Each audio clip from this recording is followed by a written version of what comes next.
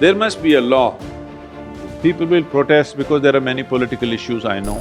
I used to see this in United States and I used to feel, what kind of democracy is this? See, right now there's an election somewhere in other states, but it feels like there is election going on everywhere because… I don't blame you at all. I wouldn't like to join any national party. It's important. Till 3 months before election, nobody should talk election.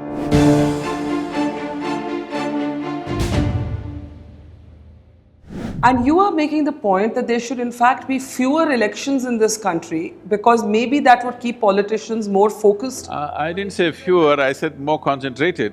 Not so spread out? Yes. See, right now, because some state government collapsed here and there or whatever, in between, you just see almost… you're in the news business, you're seeing almost all the time you're talking about election. In a democratic country, when you talk about election, you don't always talk sense, okay? You talk popularism. So, once in 5 years, we can afford an election. Not every year, somewhere election going on, every state election has become like a national election. See, right now there's an election somewhere in other states, but it feels like there is election going on everywhere because you won't leave me. If an election is happening in Assam, you will beam it into my house. So I think election is happening right here. All the time, this kind of populistic statements are being made. What needs to be actually done cannot be done.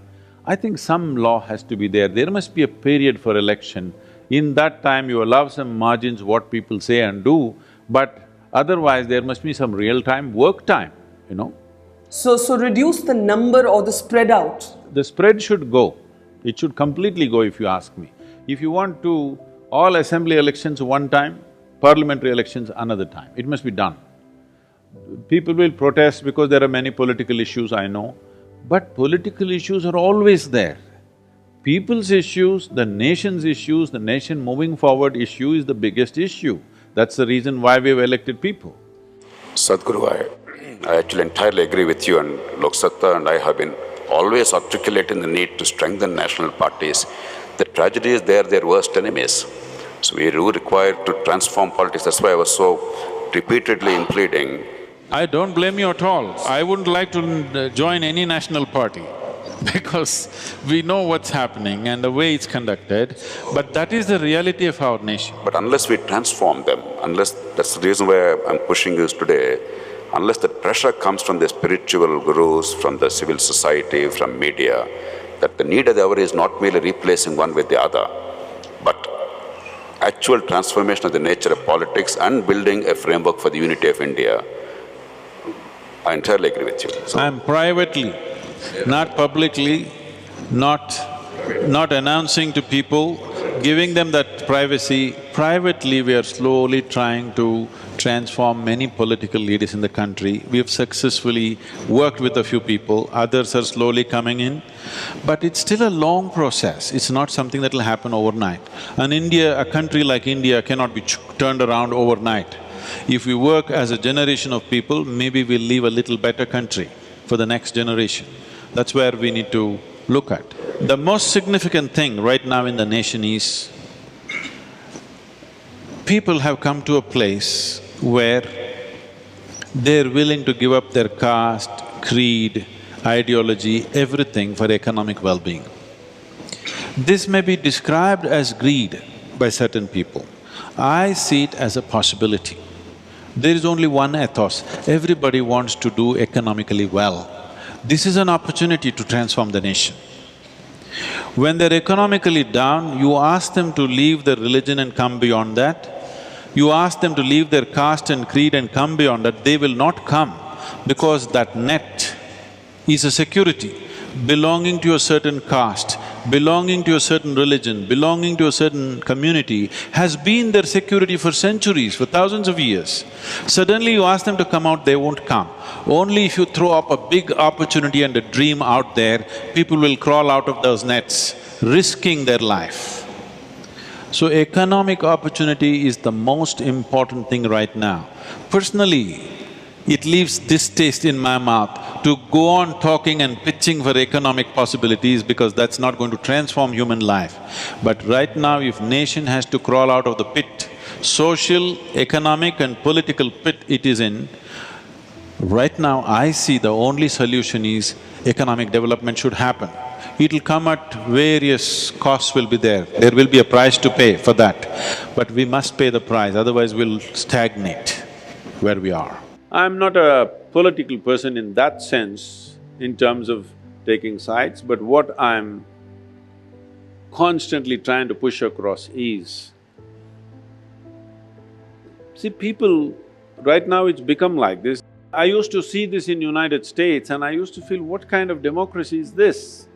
Because people are already committed that I am Democrat, you are Republic.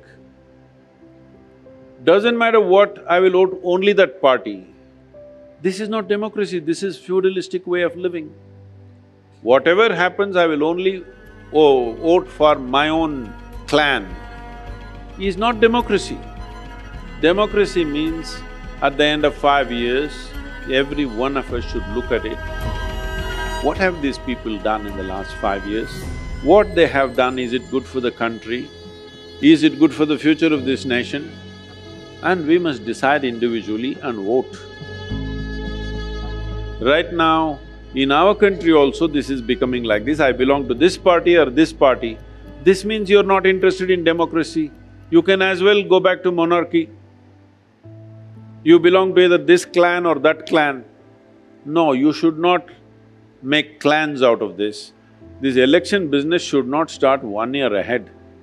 In America, 4-year term, 2 years ahead they're raising election fundraising. What is this? There must be a law. Till 3 months before election, nobody should talk election. Because country is not being managed. Election is going on all the time. So, I think it's for each individual to assess what has been done in the last 5 years. Is it worthwhile? Should we give them another chance? Or should we bring somebody else, and who is that somebody else? Is that somebody else going to be better than this one? Is something that each individual should evaluate. Constantly people are asking me, Sadhguru, whom should we vote for? I said, I will never tell you. I will not even tell my daughter, whom should you vote for? Because the moment I give out a call and say, okay, this many million people vote for this party, I know I have destroyed democracy. It's important that this secret ballot means, if husband and wife are sitting here, there is no need that a wife should vote for the person that the husband votes. She can vote whoever she wants. That is when there is a democracy. Now I'm going to give a call and a few million people are going to vote. No, I will never do that. So if I express my opinions, that's what will happen.